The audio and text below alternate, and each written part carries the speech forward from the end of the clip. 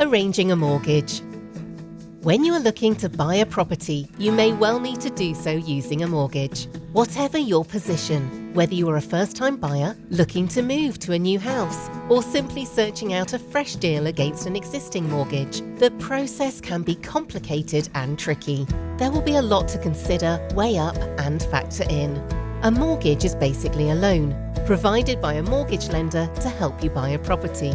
The lender will have security over your property, which means if things go wrong, for example, you don't meet the monthly payments required, the lender can take the property back and sell it to pay off the loan. In most cases, lenders will not lend you 100% of the property's value.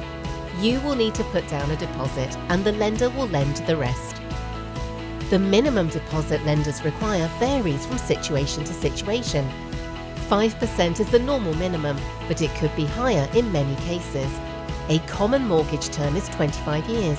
Again, this can vary and may be longer or shorter than this. Once you have a mortgage in place, you will then pay back the capital over the term you have agreed, with payments being made monthly. This is known as a capital repayment mortgage. There are alternatives which are known as interest-only mortgages. This is where you do not pay the loan back each month to the lender, but become responsible for the full payment at the end of the term. In this case, you will need to ensure you have enough money in savings, for example within ISAs or pensions, to pay off the mortgage.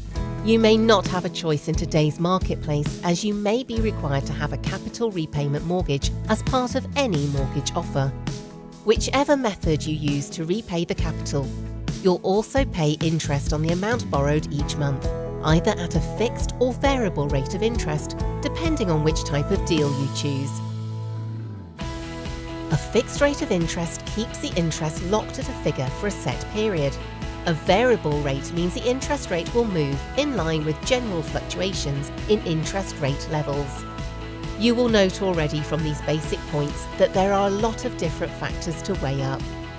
Once you have determined how much deposit is required and how much you can afford, you will need to look closely at other costs and charges associated with the mortgage. These can include upfront costs and early payment charges should you pay off the mortgage earlier than the full term.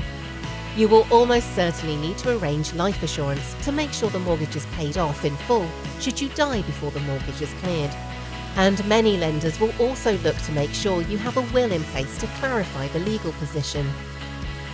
You may need to look at other insurances, such as protecting your income against ill health or even a redundancy.